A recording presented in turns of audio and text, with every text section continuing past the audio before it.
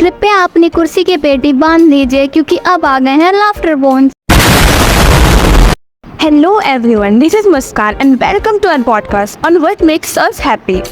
Hey Vrushali and चंचल, और आज हम वृशाली की एक फनी चाइल्ड स्टोरी सुनने वाले हैं। So before starting, can you guys answer that what actually makes you happy? मुझे तो नहीं लगता हैप्पीनेस की कोई एक सिंगल डेफिनेशन हो सकती है।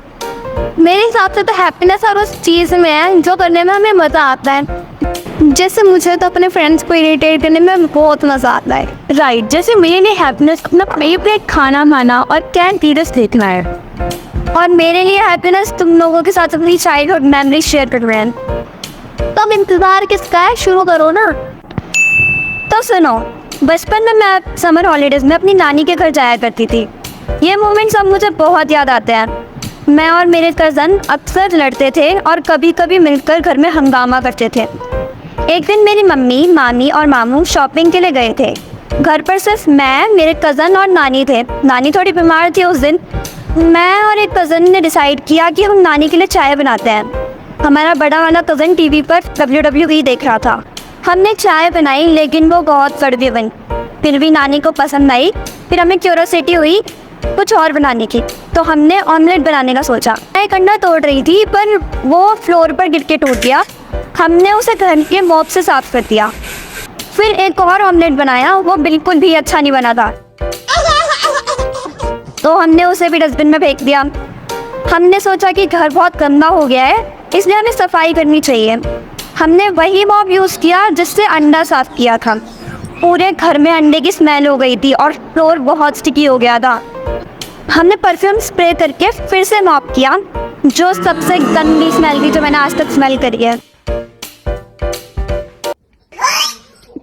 ये सब करने के बाद हम सब थक गए। बड़े कज़न के साथ WWE देखने लगे चुपचाप बैठ के। उसने हमसे पूछा भी कि हॉल में तुम लोगों ने और किचन में तुम लोगों ने क्या किया है, लेकिन हमने कुछ भी नहीं बताया। कुछ देर बाद सब वापस आए। जैसे ही वो घर में आए, उन्हें वो बदबू वाली स्मेल और स्टिकी फ्लोर मिला। उन्होंने हमें बुलाया और पूछा घर में ये क्या किया। हमने सब बताया। मामी बहुत गुस्सा हुई और दोनों कज़न को बहुत डांट लगाई। जो इन्वॉल्व भी नहीं थे उनको भी डांट लगाई।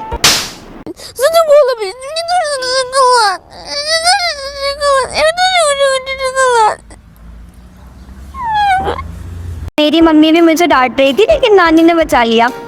फिर मामी ने पूरा घर साफ किया और डिशेस साफ करी।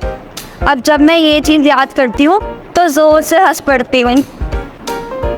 यार, ये कितना फनी और क्रेजी था कि तुम लोग चाय और ऑमलेट बनाने की कोशिश कर रहे थे, वो भी बिना किसी नॉलेज के। बेचारे बड़े वाले भैया, उनकी तो कोई गलती भी नहीं थी। इसके बाद ना मैं कभी अकेले किचन में एक्सपेरिमेंट ना करूँ।